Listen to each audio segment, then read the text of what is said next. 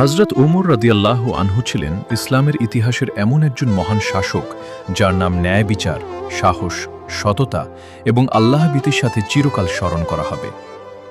তিনি শুধু একজন খলিফা ছিলেন না, বরং ছিলেন একজন সত্যিকারের দায়িত্বশীল নেতা, যিনি নিজের আরাম আয়েশের চেয়ে জনগণের সুখ দুঃখকে বেশি গুরুত্ব দিতেন। তার শাসনামলে ইসলামী রাষ্ট্র এতটাই শক্তিশালী ও সুবিচারপূর্ণ হয়ে উঠেছিল যে মানুষ শান্তি ও নিরাপত্তার সাথে জীবনযাপন করত। তিনি কখনো ক্ষমতাকে নিজের গর্বের কারণ বানাননি, বরং সবসময় মনে করতেন এই দায়িত্বের জন্য একদিন আল্লাহর কাছে জবাবদিহি করতে হবে। তাই তিনি সবসময় ভয় করতেন কোথাও কোনো মানুষের হক নষ্ট হচ্ছে কিনা। তিনি বলতেন, ফোরাত নদীর তীরে একটি কুকুরও যদি ক্ষুধায় মারা যায় তবে তার জন্য ওমর দায়ী থাকবে।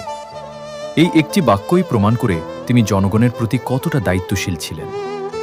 তার শাসন ব্যবস্থার সবচেয়ে বড় বৈশিষ্ট্য ছিল ন্যায় বিচার। ধনী গরিব, আপন পর সবার জন্য একই বিচার ছিল।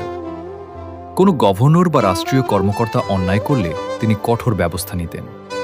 তিনি কখনো কাউকে তার পদ বা ক্ষমতার কারণে ছাড় দিতেন না। সাধারণ মানুষের অভিযোগ শোনার জন্য তার দরজা সবসময় খোলা থাকত। তিনি প্রায়ই রাতের অন্ধকারে ছদ্মবেশে শহর ঘুরে মানুষের অবস্থা দেখতেন, যাতে জানতে পারেন জনগণ কেমন আছে।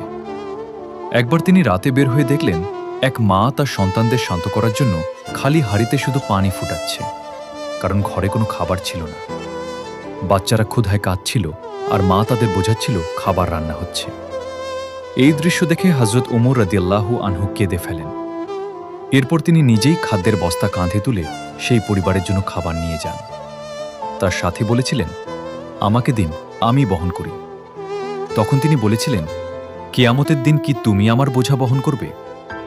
এভাবেই তিনি জনগণের কষ্টকে নিজের কষ্ট মনে করতেন। তিনি রাষ্ট্রের সম্পদকে আমানত মনে করতেন এবং ব্যক্তিগত কাজে কখনো ব্যবহার করতেন না।